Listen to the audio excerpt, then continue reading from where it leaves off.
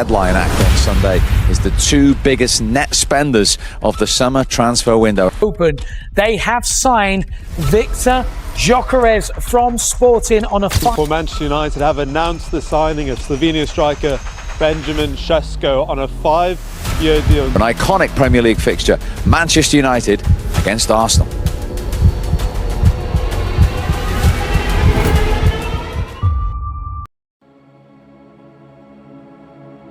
Six months ago, I said to you, the storm is coming.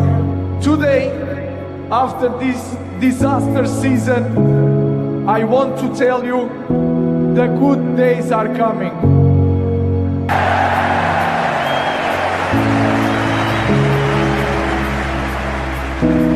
This season, I think we're going to put that together because I think the fans are excited to see what's coming. I think the fans know that in this team is there qualities, that is there a lot of good things that can happen.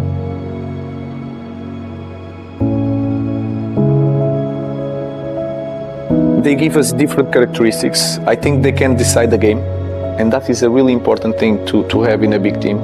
You can have games that you are not playing well as a team, but we have these kind of guys that can change a game. I don't think anybody would envision 15th at the start of the season. Adjusting to it and try and be positive and focus on a new season. The biggest shock was the bond between the players. There was no bond. They were friends during the training, but it was hard to see the connections. Now we are more like a professional football club. In every department we are better, we are more organized. The players know the boundaries, and that is really, really important. For what they have seen, gives some excitement to them, for them to get behind us and go through this season with more joy. And yeah, I think it's just a great project in general, and can't wait to start, definitely. It was the right club for me, what I could hear from Mikel and just what I've seen the past years, how they've been playing football, and of course all the history the club has, and the massive fan base. The reinforcement bring different qualities. I think the chemistry between them is already really good. And with Victor, we'll adapt a few things that his qualities will bring to the team. And at the end, the impact that he can deliver is enormous, and we are really happy to have him.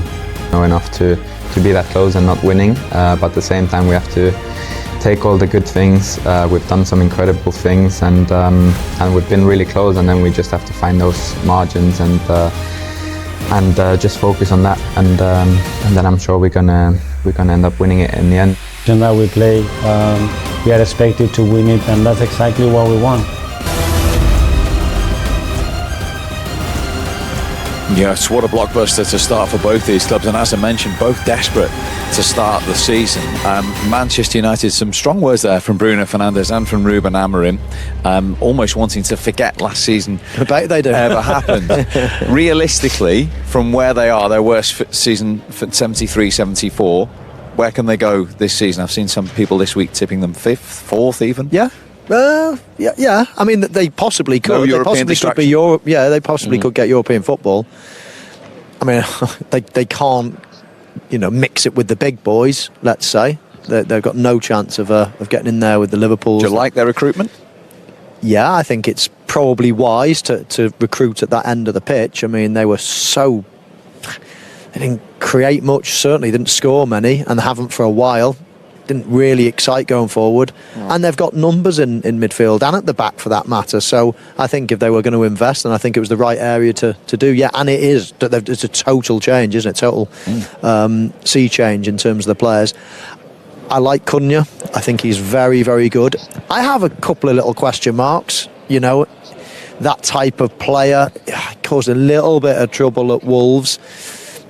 I just think Manchester United might put manners on him. It's a big club. You can't, walk in and all of a sudden start throwing your arms around and, grabbing people after games and getting sent off. And others like have in the old culture, but this is Ruben Amorim now putting his stamp with his first pre-season on it. Yeah, no, I do like him, and I think he could be a good sign, and as long as mentally he's right. Mbeumo, proven Premier League, scoring goals. So yeah, and obviously the new centre forward, we'll see how he does. He's quite new to it, but yeah, I like what I've seen. I mean, they simply cannot be as bad as they were, can they? So it's just how high they can climb, and if they can get a 6th or a 7th place in the league, then that's good progress, and then they can build from there. We watched them in the summer series. What do you think? I think 6th or 7th. You know, I think that's realistic. In the middle of the area, in the middle of the pitch. Sorry, you know, they've got bodies there. I think the recruitment in the summer's been good. You know, Cunha, like Cunha. I think in terms of his temperament, I think he would understand that. You know, this is a massive football club. You know, from where we come from, you know, it's a massive opportunity, a privilege to play for Man United. And Wemmer, I was lucky enough, I went into Brentford last season, and so I saw him, spoke to him, good professional, you know, wants to learn, spends a lot of time doing a lot of finishing, wants to score goals. So 2 good signings, and I just felt like they needed that, because I felt there was too many occasions last season where, I mean, over the years we're so used to seeing Man United score a lot of goals, and all of a sudden, you know, went for a team that, you know, didn't even look like scoring. So the fact that they've brought in these 2 players, you know, that can make the difference at the top end of the pitch was 2 big signings. Now, on the subject of big signings and centre forwards, Gyökeres in from Sporting Lisbon for Arsenal.